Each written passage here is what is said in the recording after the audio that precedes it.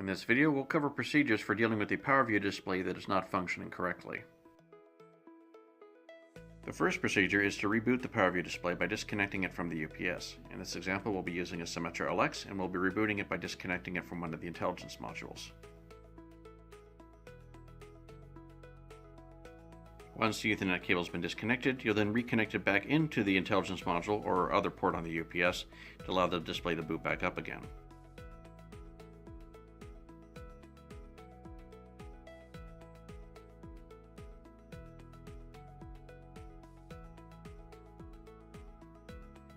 If rebooting the display did not resolve the problem, you may want to try filling the buttons on it in order to make sure that none of them are stuck in the down position.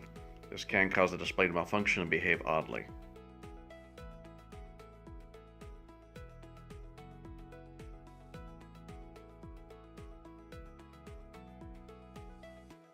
If none of the other procedures listed in the knowledge base article resolve the problem, you may end up needing to replace the entire display. To remove the display, first disconnect the Ethernet cable that is connecting it to the UPS. Then you'll want to remove the screws that are attaching it to the unit.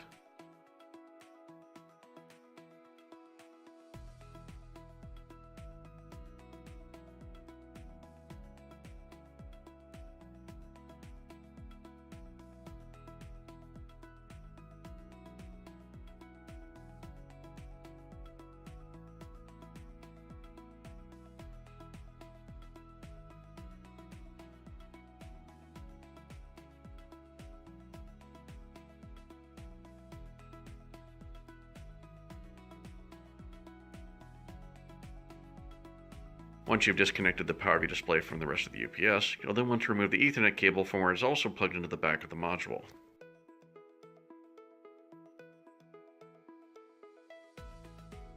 Once the Ethernet cable has been removed from the back of the PowerView display, you'll next want to remove the screws that hold it into the back of the mounting bracket.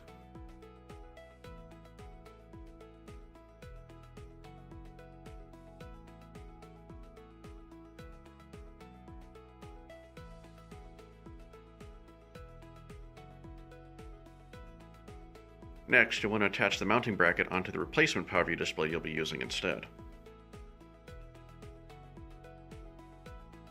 Use the previously removed screws to reattach the mounting bracket to the replacement display.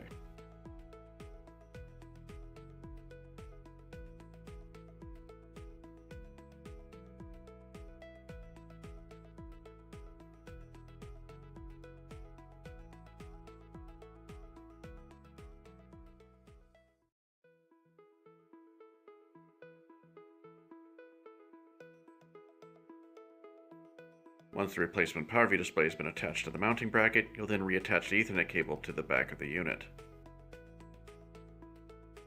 When attaching the replacement PowerView display to the UPS, please make sure you route the Ethernet cable properly so it doesn't cause a problem when you reattach it to the unit.